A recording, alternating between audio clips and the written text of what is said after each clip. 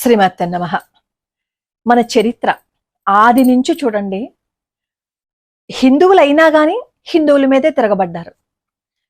ఒకవేళ హిందువులు కాకపోతే పరాయి వాళ్ళు మన దేవాలయాలని ధ్వంసం చేసేశారు. అంటే మతం మార్చేయాలి. హిందువులు అనేవాళ్ళు ఈ భారతదేశంలో ఉండకూడదు, అదే టార్గెట్ గా మన దేశం మీదకి దండయాత్రకి వచ్చారు, దాడులు చేశారు, అన్నింటినీ ఆక్రమించుకున్నారు. హిందూ స్త్రీల ధన మాన ప్రాణాలన్నింటినీ దోచేసుకున్నారు. అలా అప్పుడు మొదలైనది నెమ్మదిగా అంతా పాకింది. కానీ తర్వాత మనకి స్వాతంత్రం వచ్చింది. ఆ సమయంలో కూడా మనం ఎన్నో ఇబ్బందులు పడ్డాం. కానీ ఆ బీజాలు ఉన్నాయి చూసారా, అవి ఉండిపోయి ఇంకా హిందువులని బాధించే శక్తులు ఇక్కడే ఉండిపోయి మన దేవాలయాలని ధ్వంసం చేసేశారు. మనం శోభాయాత్రలు జరుపుకుంటే ఆ శోభాయాత్రల మీద రాళ్ల దాడి చేశారు. ధర్మానికి గ్లాని ఏర్పడినప్పుడు నేను అవతరిస్తాను అని కృష్ణ పరమాత్మ భగవద్గీతలో చెప్పినట్లుగానే ఇప్పుడు బెంగాల్లో అదే జరిగిందా అని అనిపించింది. బెంగాల్లో జరిగిన ఆ ఎన్నికల ఫలితాలు చూస్తే ఎంత రాక్షసుల్లాగా ప్రవర్తించారు. హిందూ దేవాలయాల్ని పడగొట్టేశారు. శోభాయాత్రలు జరుగుతుంటే వాళ్ళ మీద దాడి చేశారు, ప్రాణాలు తీసేశారు. హిందువులు పండగ జరుపుకోకూడదు, హిందువులు సరిగ్గా మాట్లాడకూడదు, వాళ్ళకి ఇష్టమైన దేవుణ్ణి పూజించకూడదు. ఆఖరికి అక్కడున్న ముఖ్యమంత్రి కూడా ఏం చేసింది, శ్రీరామ అంటే శ్రీరామ అన్న వాళ్ళని బాధ పెట్టింది. సందేశ్ కలి సంఘటన చూడండి, ఎంతమంది ఆడపిల్లల్ని బాధ పెట్టారు. కనీసం అప్పుడైనా నోరు తెరిచిందా? ఎవరికి సపోర్ట్ చేసింది? ఎవరిని సపోర్ట్ గా చేసి మాట్లాడింది? అక్కడ హిందూ ఆడపిల్లలకి ఏదైనా నష్టం కష్టం జరిగితే ఒక ఆడపిల్లగా వాళ్ళకి ఏదైనా సరే సహాయం చేయాలని ప్రయత్నించిందా? వాళ్ళకి న్యాయం చెయ్యాలని ఎప్పుడైనా మాట్లాడిందా? లేదే. ఎప్పుడూ హిందువులని బాధ పెట్టడం మాత్రమే ఆవిడకి వచ్చు. తన స్వార్థం కోసం, తన రాజకీయ ప్రయోజనాల కోసం బయట నుంచి చొరబాటుదారులని లోపలికి తీసుకొచ్చింది. వాళ్ళ ఓట్లతో ఇప్పటిదాకా అందరినీ బెదిరించి తనదే రాజ్యంగా ప్రవర్తించింది. కానీ రుజులు ఎప్పుడు ఒకేలా ఉండవు కదా, నిజాలు తెలుసుకుంటారు. అలాగే నిజాలు తెలుసుకున్నారు.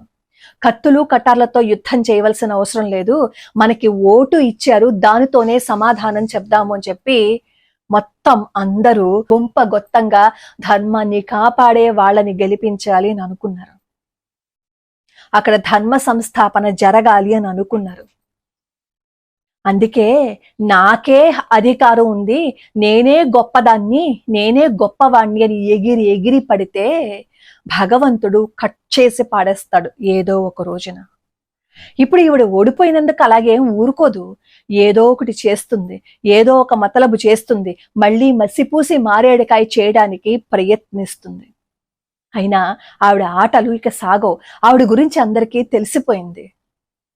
ఇప్పుడు అక్కడ హిందూ ధర్మాన్ని రక్షించే ఒక పార్టీ వచ్చినా అంతటితో మన బాధ్యత అయిపోయింది అని అనుకోకుండా మనం ఇంకా మన ధర్మాన్ని కాపాడుకోవాలి అంటే ఈ భారతదేశంలో ఉన్న ప్రతి హిందువు తన కర్తవ్యాన్ని మరిచిపోకూడదు. ఎందాక మన కోసం ఇంకొకరు పోరాడతారు, మన బాధ్యత కూడా ఉంది కదా. మన దేవాలయాల మీద దాడి చేస్తే వాళ్ళకి సమాధానం చెప్పాలి, మన ధర్మాన్ని కించపరిస్తే వాడి గూబ పగలగొట్టాలి. ఇది కదా మనం కూడా చేయవలసింది. మన ధర్మాన్ని అంటూ మన దేవాలయాలు ఆక్రమించేసుకుంటూ మన అస్తిత్వాన్ని భూస్థాపితం చేసేస్తుంటే మనం నోరు మూసుకుని కూర్చోవద్దు, మాట్లాడండి, సమాధానం చెప్పండి అని ఇప్పుడు మనకి బెంగాల్ ఎన్నికలు చూపించాయి. గెలిచాము, ఈ హిందూ ధర్మాన్ని కాపాడే ఒక పార్టీ అక్కడ వచ్చింది అని అనుకుంటే సరిపోదు. మన తక్షణ కర్తవ్యాన్ని కూడా మనం చెయ్యాలి, మన ధర్మాన్ని మనం కాపాడుకోవాలి. వాళ్ళు కంచె వేశారు బయట నుంచి చొరబాటుదారులు రాకుండా. ఆ కంచెని మనం చాలా జాగ్రత్తగా కాపాడుకోవాలి. మన భారతదేశంలో ఇదివరకు ఒకప్పుడు ఎలా ఉండేది అలా వచ్చేస్తే ఎంత బాగుంటుంది ఒక్కసారి ఆలోచించండి. అప్పట్లో మన భారతదేశంలో ప్రతి ఇంట్లోనూ ఒక గో ఉండేది, గో సేవ చేసేవారు. ప్రతి ఇంట్లోనూ భగవంతుణ్ణి ఆరాధించేవారు, గుళ్ళు కళకళ్ళాడిపోతూ ఉండేవి. కానీ ఇప్పుడు హిందువులని చెప్పుకుంటున్న వాళ్లే హిందూ ధర్మం మీద దాడి చేసేస్తున్నారే. అలాంటి వాళ్ళని, అలాంటి చీడ పురుగులను కూడా ఏరి పారేయాలి. ఇప్పుడు ఈ మమతా ఖాన్ అని పిలుస్తున్నారు చూసారా, ఈ మమతా ఖాన్ హిందువు. ఆవిడేం ముస్లిం కాదు, హిందువే.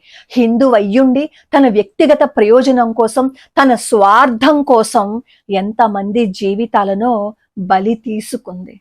ఇప్పటికైనా భగవంతుడు చక్కటి తీర్పుని ఇచ్చాడు. భగవంతుడు ఇచ్చిన ఈ అవకాశాన్ని సద్వినియోగం చేసుకోవాలి. లేదు అంటే మనం మన అస్తిత్వాన్నే కోల్పోతాం.